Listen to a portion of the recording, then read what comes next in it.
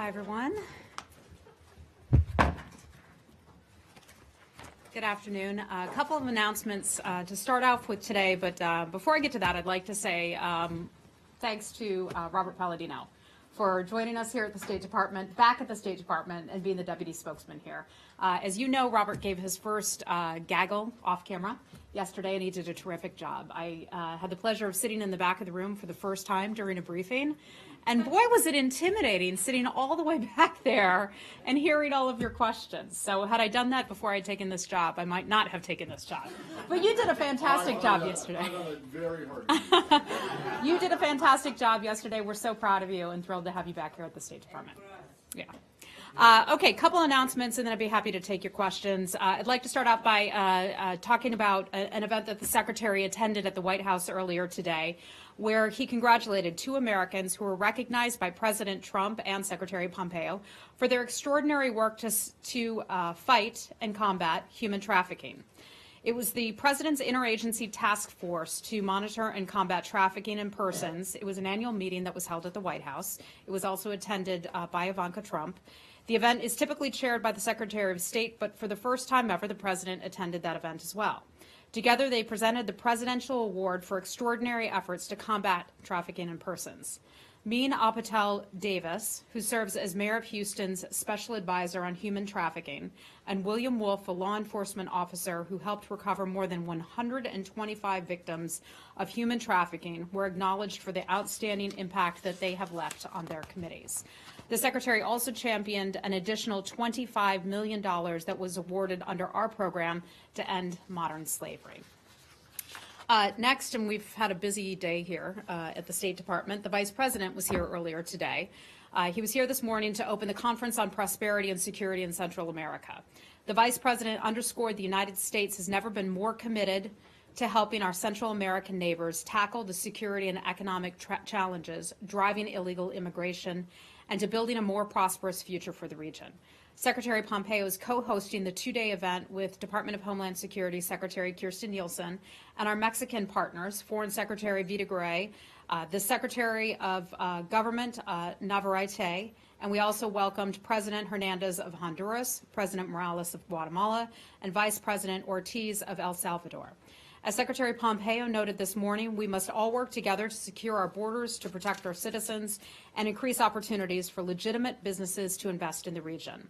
For our part, we know that if our partners in Central America are stronger, the United States will be stronger as well. Last thing I'd like to address, and today we had a group of young Afghan girls here at the State Department, and many of you may recall last year, a little bit of a controversy with the Afghan robotics team. Eventually, those gals were brought into the United States. This year, they came back. In celebration of the International Day of the Girl, I'd like to welcome members of the first all-girls Afghan robotics team to the State Department today. The team received the 2018 Game Changers Award at the Asia Society Gala in New York City on Tuesday. They've spent the week meeting with several government and NGOs here in Washington. As you may remember, they earned a silver medal at the first Global Challenge in Washington last summer for a robot that uses solar energy to support small-scale farms in Afghanistan. We're thrilled to see them back in Washington and want to offer our congratulations to this inspiring group of young women who represent a promising future generation of empowered Afghan girls and women and serve as a testament to the resilience of the people of Afghanistan. And with that, I'd be happy to take your questions. Yes, congratulations to them. I assume that they didn't have the same visa issues this time around as they did last time. As I recall, it was the president himself who intervened and got them their visas. We learned a lesson there. Yeah, okay, good. Well, congratulations to them. Can we start with the whole Jamal Khashoggi case? One is just generally, is there anything new that you can report to us on what your understanding of what happened to him is? And then secondly, the president, in some kind of an interview this morning, said that you guys did have investigators on the ground, and then a Turkish official came around and said, no, that's not correct. Can you, what's the story here? Sure. So to take the second part of your question first, whether or not there are investigators on the ground, the United States government has offered its support to the Turkish government to provide law enforcement assistance to the Turkish government. In terms of whether or not we have people on the ground, that's not something that I can address here from this podium. That's not something that the State Department does. I'd have to refer you to some of our other government agencies that could or would be involved with that, such as Department of Justice and others. Right. But there are regional security DS officers on the ground already. Yeah. You know, they're always there. You can't say We if do have they're- that. Our diplomatic security officers, to my knowledge, don't handle those types of investigations. They handle State Department matters only. And then the first part of the question, is there anything Anything new on that front? in terms of your understanding or lack of understanding of what happened? Yeah, and I think it's something that's really important to keep in perspective. As we have said from the beginning, we are not certain about what happened to Jamal Khashoggi. The Secretary released a statement earlier this week. The Vice President has talked about this. The President has talked about this. We are all concerned about his whereabouts. We don't have any information on his whereabouts right now or what happened to him. As you can see, anytime you turn on the news, you open the newspaper, there is a lot of speculation and there are a ton of rumors out there. We are making determinations and watching this for facts. We don't have the facts yet. And so we are going to hold back on our comments until we have concrete information that the U.S. government can share. We don't have that information at this point right now. An investigation, as our understanding is underway, and we're not going to get ahead of that. Okay, last two, but they're kind of the same question. The Turks and Turkey has announced that they're going to join in or take part in some kind of working group with Saudis to shed light on what happened. Is this something that you might be involved in, or is it something that you would welcome? And then secondly, I just wanted to follow up on a question I asked Robert. Let me just take that part, because we welcome a thorough and transparent investigation, and we've been extremely clear about that. I can also add another piece of information that we have communicated with the Saudi ambassador to the United States. It's my understanding that he is on his way back to Saudi Arabia. We have said to him that we expect information upon his return to the United States. When and if we have additional information to bring you, we will bring it to you right away. He's on it. Is your understanding? Did you tell him that he better get we his? We absolutely did not. That was not at our. But you that was told not him in our not. direction. I can't speak on behalf of that government, but I can tell you that I'm told that he's headed back to his home country, and we expect some information when he gets back. Oh, well, have you told him not to bother coming back unless he has an explanation? No. All right, and I'm then, not going to get ahead of things. I mean, look, the U.S. government is extremely concerned about this situation. This has the highest attention at the highest levels of the United States. I'm not trying to make light of it. I just want to know, have you told him that, look, when you get back here, you better have a, We better would have an like some explanation for information. it. We certainly would, and I don't think we've been shy about And then that. last one, and I'll shut up. Yesterday, I asked Robert, and other people did too, about this reports about intelligence that you guys may or may not, or reports that you did have intelligence that there might be some harm that came to him. He gave a kind of cryptic answer at first, said that you had no advance notice of his disappearance, and then when I pushed him and said, does that mean you didn't have any advance notice that anything bad might happen to him, not disappearance necessarily, he said, we had no advance notice. So I just want to clarify, does that mean you had no advance notice of, or no intelligence or any information about anything that might or possibly could happen to him at the consulate? Almost never do you hear us talk about matters of intelligence here at the State Department. Yeah, I'm but- not going to get into those matters of intelligence. An investigation is on But- our way. but he did I have yesterday. nothing to add beyond what Robert said yesterday here from that podium, but we're going to let this investigation take place. The United States government will continue to offer its support.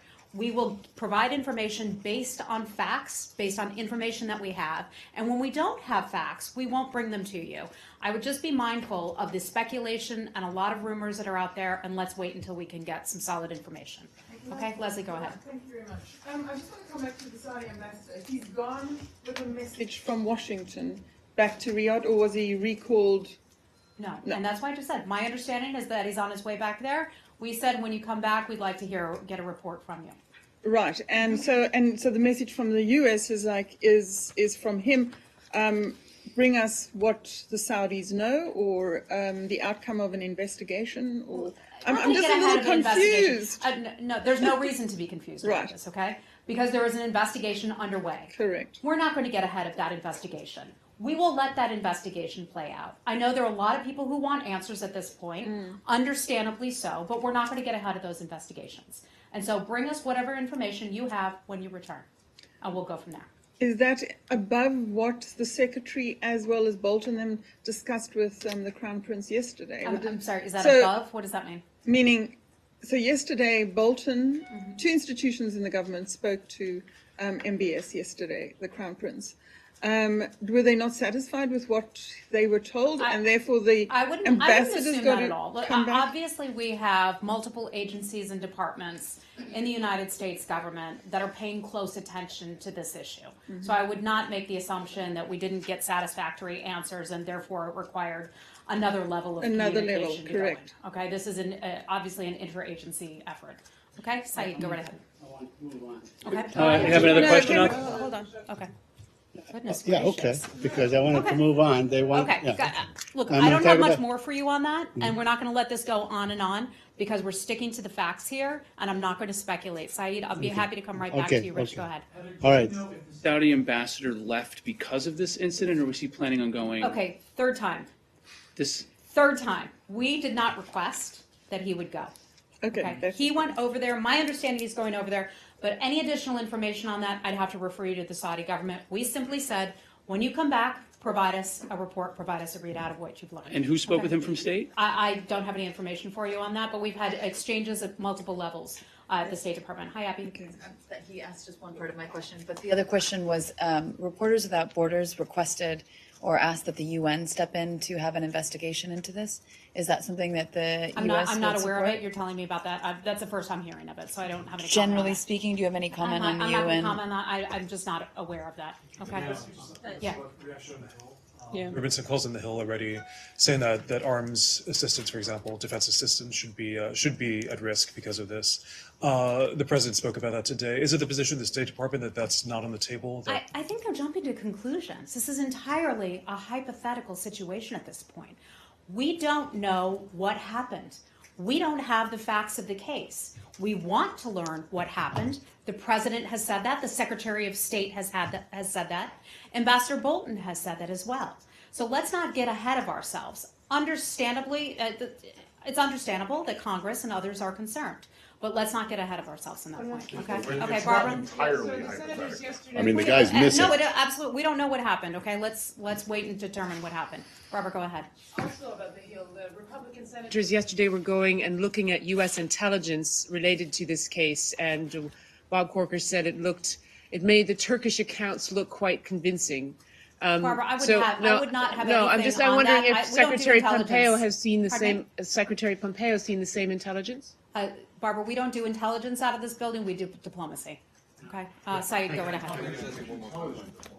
Intelligent diplomacy. We try to do intelligence. Just one diplomacy. clarifying question as well. There's been a lot of speculation or reporting on what Mr. Khashoggi's immigration status is. Can you clarify at all whether or not he's a lawful permanent resident, if he's on a visa, anything like that? I think, well, we don't discuss visa applications. I don't have anything additional for you beyond what we've already discussed on this, on his status. Okay, Saeed, go right ahead. very quickly on the Palestinian issue. Yesterday, Secretary Pompeo at the award dinner said that, quote, Israel is everything we want the entire Middle East to look like going forward. What does that mean? Well, I think it means a lot of things. Yeah, One, recognizing that we have a strong partner that is a democracy, that is prosperous. It is a country that desires peace. Something that you all will appreciate, they have a free press and a very vibrant press at that, and a free market economy. Those are all good things that we look to when we see other nations around the world that are stable, that we look to as sort of a beacon of hope in that sense. And I think that's exactly what the Secretary was referring to in his speech. But Israel occupies another people. Pardon me? It occupies another people. It imprisons them. It has checkpoints all over a whole territory. It imprisons journalists. It does all kinds of terrible things. Confiscates land. Does all kinds of things. It is a fact that it is democratic. Right. It is a fact that it is prosperous. Right. It is a fact that they have a free press. It is a fact that they have a free market economy that is strong. Those are all good things. every nation on this globe has issues and areas where they could do a lot better, the United States included in that. So you would like to see, let's say, Lebanon, sort of duplicate what Israel is? I think Okay. Israel is Couple a more strong things. model in that regard. A couple more things. Is there any news regarding Lara Qasim? Is there anything on that? I believe she has a hearing that's scheduled tomorrow. You're referring to the American Right. citizen. Right. She has a hearing that is scheduled for tomorrow. We provide consular services to American citizens elsewhere. My understanding is that we will have someone either accompany her or be present at that hearing. Beyond that, I don't have anything more for you. And I promised lastly, yesterday at the closure of the PLO office, the community was out there, and their concern is that they have, as American citizens, they also are Palestinians. They have issues of deeds, lands, and so on that they used to do through this PLO office. And now they don't know what to do about it, how they claim their land, how to get permits, how to do all kinds of things. Does the State Department, I mean, you don't have to answer me now, but if you have an answer to this issue, where they should turn to, like is there a third country that the PLO can name or you can name? So the operations were required to cease by October the 10th. Right. That is accurate. Right. We're not in the position to speak about where those individuals should go to seek that advice about their deeds, their properties Right. Back home. The Palestinian Authority has perhaps has that information, and I would encourage people to contact the Palestinian Authority. Hi, Lori. Hi.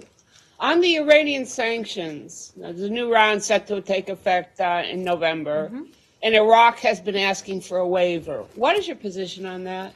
Well, overall, with regard to those sanctions that will take effect on November 4th, and you're referring to the oil sanctions for Iran and countries that choose to continue purchasing oil from Iran.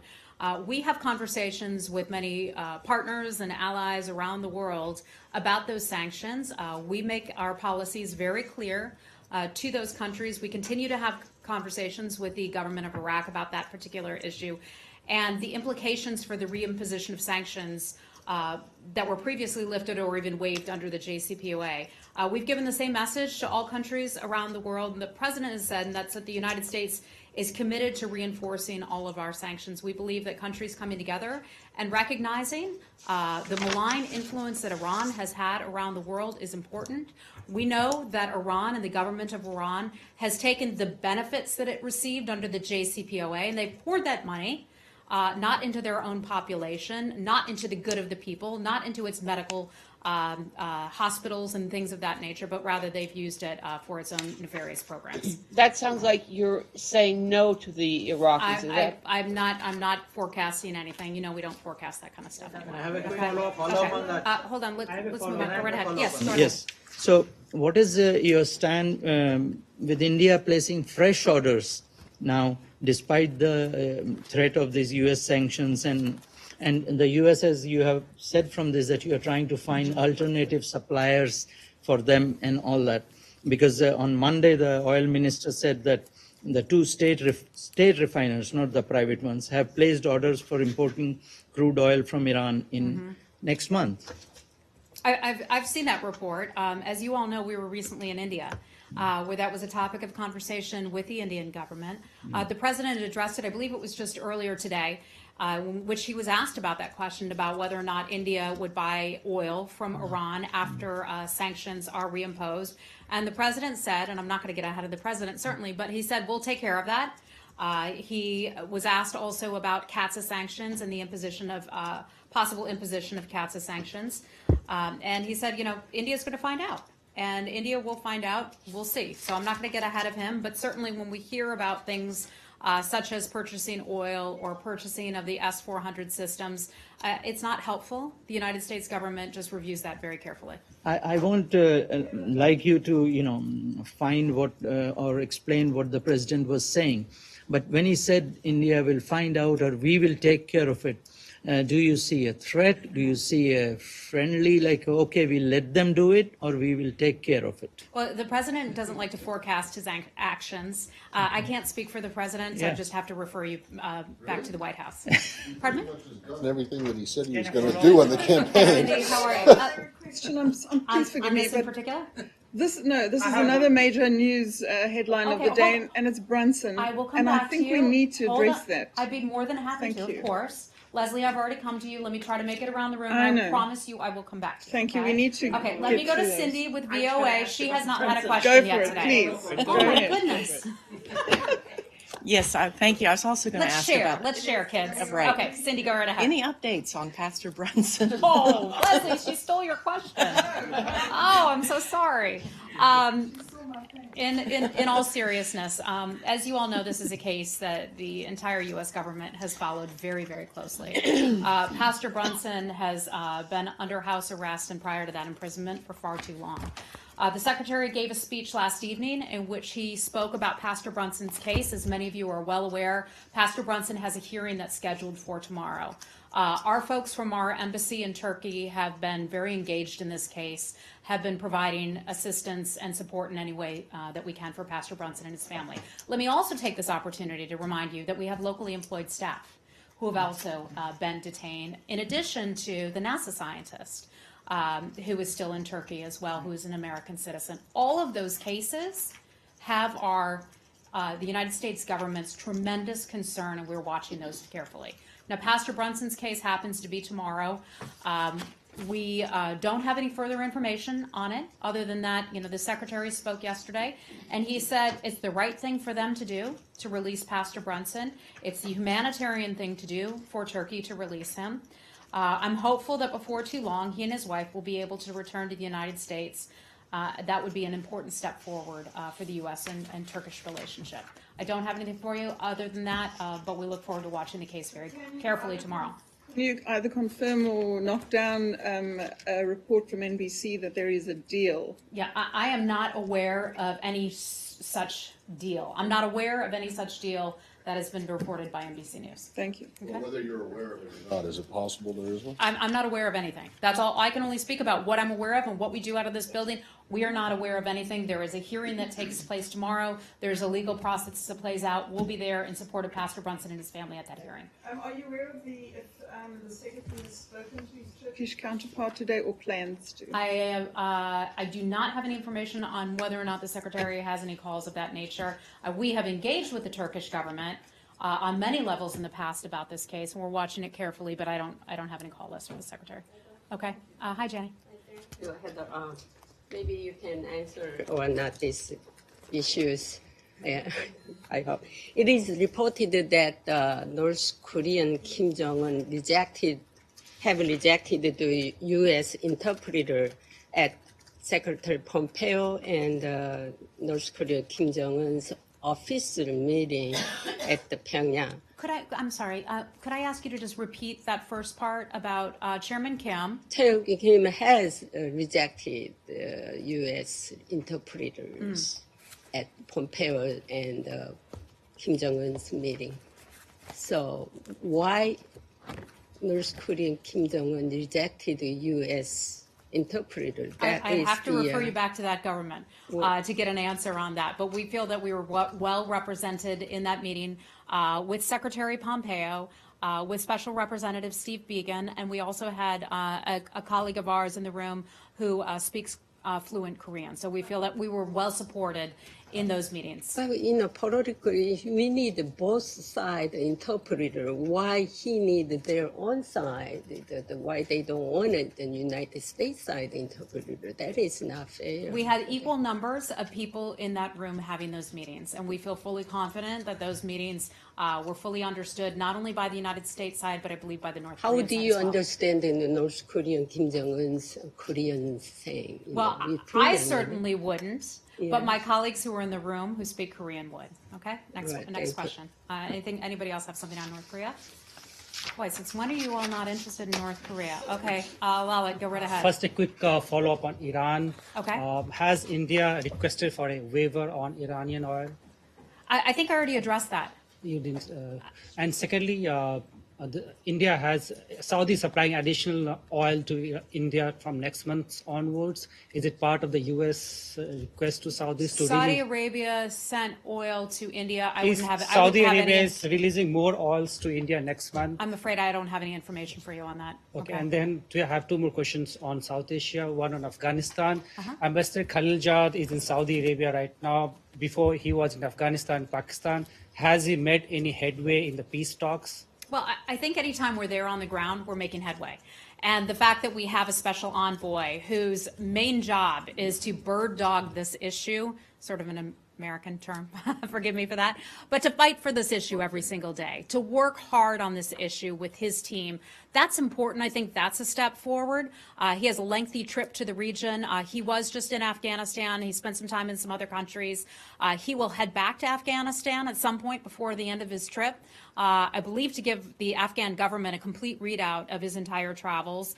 The purpose of this entire trip is to talk about the peace and reconciliation progress.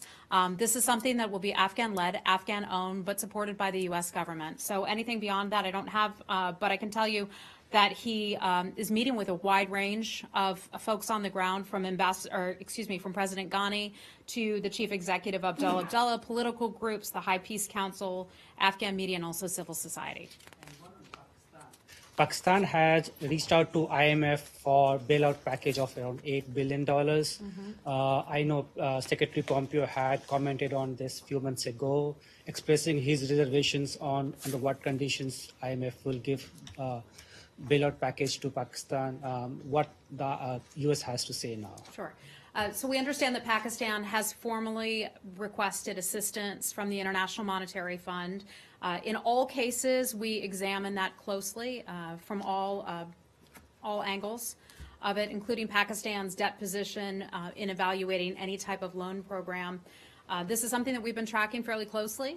The Secretary had spoken about this a few months back, I know in some interviews not that long ago. I think part of the reason that Pakistan found itself in this situation is Chinese debt, and the fact that there's debt that governments have incurred that they maybe thought wouldn't be so tough to bail themselves out of, but has become increasingly tough. So last question, and then I got to go. Go over there, but I have two Abby, that go I need ahead. to get done before the end of the week. On the subject at the top. Yesterday, there was a call for senators triggering the Global Magnitsky Act. You say what role the State Department would play in that, and if there's any comment generally on the letter that was sent by the senators saying that there was the need for this investigation. Yep. So Global Magnitsky is human rights legislation, a law that is imposed or goes into effect for certain countries under certain circumstances. Bless you, Rich. That is something that we don't have enough information at this point. So I understand that Congress may be interested in that, in a Global Magnitsky investigation, but we don't know the facts of this case just yet. So I think they're getting ahead of themselves at this point. We will watch the situation very carefully, very closely, wait for the facts to come out, and then we'll get there. To answer your question, though, about what State Department's role is in that, State Department, Department of Justice, and also the Department of Treasury under the Office of Foreign Assets Control would all play some sort of a role in this. Okay, go ahead, Matt. Briefly, just one is that we've been talking a lot about the Khashoggi case, and as you say, you don't know what happened. There is a case with another journalist in Europe, actually, though, who we do know what happened. She was raped and murdered in Bulgaria, and I'm wondering if you guys, I don't think you've been asked about this yet. No, we've not yet discussed Do you it. have any comment or reaction Well, to sure. this? You know, I woke up this morning and I saw that story about this young woman working so hard and something so horrible happened to her. I'd like to start out by expressing my condolences to her and her family and her colleagues who certainly are heartbroken by this loss. We don't know what the motivation was for the person who did this to her. So I don't want to jump to conclusions that she was targeted because of her profession. I think the investigators are not at that point yet where they can make that assertion. So for now, I'm just going to be able to express our deepest condolences for the loss of this Bulgarian woman. Secondly, I want to go back to something that is of great interest to you and the Secretary, at least in the past couple of days, in this ongoing war of statements between you and the Secretary and Senator Menendez over State Department appointments. after the statement that came out last night from the secretary, which again blamed Menendez and Senator Menendez and fellow Democrats for holding up the nominations, Senator Menendez's office came back again with basically a restatement of the of his office's denial of the first one. And I just, I think everyone can sympathize with the secretary in the fact that the appointments aren't going as speedily as possible, as they possibly could. But one of the points that Senator Menendez's office makes is that it is a myth that only Democrats have opposed Trump administration nominees. Isn't that a true statement? Isn't that fair? There have been nominees who are currently being held up and have actually had to have been withdrawn because of Republican opposition to them. You have a situation. Let's keep this in perspective. Okay? First of all, we have more than 60 nominees who have not been voted through the Senate at this point. Some of them have holds on them right now. The Senate had said to the secretary when he first came in, when he was going through his confirmation hearings, "Sir, will you staff up the State Department?" You remember the conversations, all of you, that we had 1 year ago. The flood of people leaving the State Department demoralized. Black Friday, you remember that one as well. Foggy Bottom is burning. You remember all those headlines. This secretary came in and he said, "I'm going to change things. In order to do, hold on. In order to do my job, in order for the State Department to do its job, on behalf of the 75,000 people who work for the State Department around the world, let's get our team on the field." And the secretary has prioritized that. He's brought in a counselor who is working nonstop to get that team on the field. The secretary said in that confirmation hearing, "I will get my team on the field, U.S. senators, but I will also need your help." When there are more than 60 people who are not getting through the Senate is not doing its job. And there are some members in particular who are holding them up. Now, are there some who have hit some hurdles because senators have additional questions, or maybe they don't like them, maybe they feel like they are not qualified? Sure, there are a handful, as there would be in any administration. But by and large, of the 60-some people who have not gotten through the Senate, the vast majority of them are senior Foreign Service officers. These are the career professionals who work for the State Department, who are trying to get out in the field to go be the ambassadors of, Robert, help me fill in the countries, Togo. They need an ambassador. Our ambassador is still hanging out in the Senate. We'd like to get our ambassador to Togo. Help me out with some of the other countries. Equatorial Guinea. We need to get our person into Equatorial Guinea. Give me another one. Panama. We need to get our ambassador into Panama. And I'm sure those countries want their ambassadors. So the Senate needs to do its job, get our people through. In addition to those Foreign Service officers I just mentioned, again, the vast majority of those 60-some people who have not been pushed through yet, we do have political appointees. We need an undersecretary for management. Undersecretary. There are only a handful of undersecretaries here, 7 or so, at the State Department. We need someone to permanently run management. Get these people through, put them up for a vote so the State Department can conduct the diplomacy it needs to do on behalf of the American people. Well, listen, I am not going to denigrate the international importance and significance of Togo and Equatorial Guinea and the role that they play as related to U.S. foreign policy. But I think, first of all, that Menendez's office takes issue with the more than 60. He says it's 56. And it also says, I mean, what about nominating people for Saudi Arabia, Turkey, Australia, Mexico, Pakistan, Egypt, Singapore? These are countries that, with all due respect to Togo and Equatorial Guinea, are, also important And you to are, U.S. Matt, priorities. you are absolutely right. I would say Let me finish. Let me finish my question. You are absolutely right about that. All right. How often do you hear that? Not at Yeah, home. my Not God. at home, at least. I right? think that is the first time I've ever heard that from this podium. No, you are, Matt, you are right about that. But you haven't Pakistan, nominated anyone for Turkey, those. hold on. Those countries deserve an ambassadorial nominee. Right, and you I guys can tell but you guys have to nominate I someone. can tell you, those two countries in particular we have people in the pipeline. Yes, Now, as but you they all haven't been know, nominated. the nominations are actually announced out of the White House. So we don't make those announcements here from the State Department. But we have people through the going through the pipeline right now. It's a lengthy process. I went through it myself when I became a spokesperson. Background investigations, financial disclosures, ethics reports. It takes a long, long time. And there's a lot of information that you have to go back and fill in again. All right, but It's a Heather- lengthy process. We've got people identified. We're pushing to get them through just Okay. as quickly Heather, as possible. but you cannot deny that you had a nominee for Assistant Secretary of State for East Asia, a very important area, Mm-hmm. South China Sea, all this stuff, who had to withdraw because a Republican senator said that he would do, this is Senator Rubio of Florida, would do everything he possibly could to stop her nomination. You have a situation, a crisis that the vice president, that everyone talks about all the time in Venezuela, which is absolutely awful. The country next door to that, Colombia, there's a career Foreign Service officer who is being held up by a Republican senator. There are Is some that not true? There are some cases, Are those yes, cases where that are true? we're a few Okay. members on the Hill. So let me finish. it's You not all asked- Menendez's fault. It is largely the fault of Senator Menendez. I'm sorry. Okay. Let's get All those right. folks to do their job so we can get the team on the field.